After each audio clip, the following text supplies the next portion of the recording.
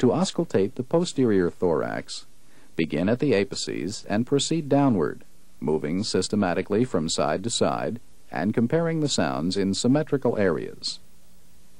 Using the diaphragm of the stethoscope, listen to at least one entire breathing cycle at each location. Listen to the duration, pitch, and intensity of the inspiratory and expiratory sounds, decide what type of breath sounds you're hearing, and note any added sounds. Now this time, breathe deeply through your mouth. Let me know if it is uncomfortable. During auscultation, have the patient breathe deeply through his mouth. If the patient becomes uncomfortable, allow a rest period. Now let's listen as the examiner auscultates.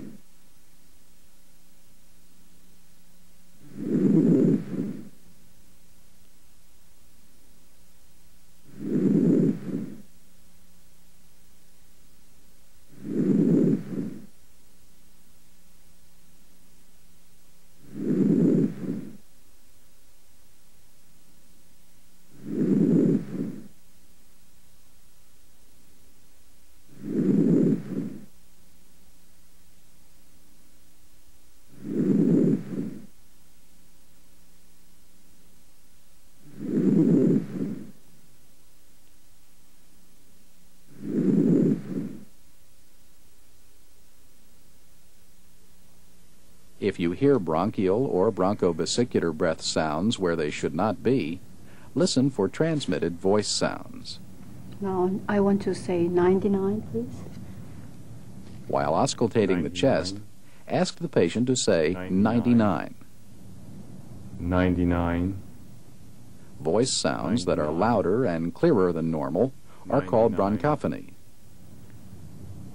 99. This time, would you say E?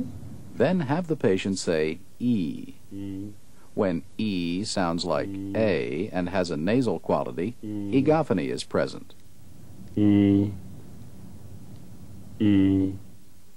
This time, would you whisper 1, 2, 3, please? Finally, ask the patient to whisper 1, 2, 3.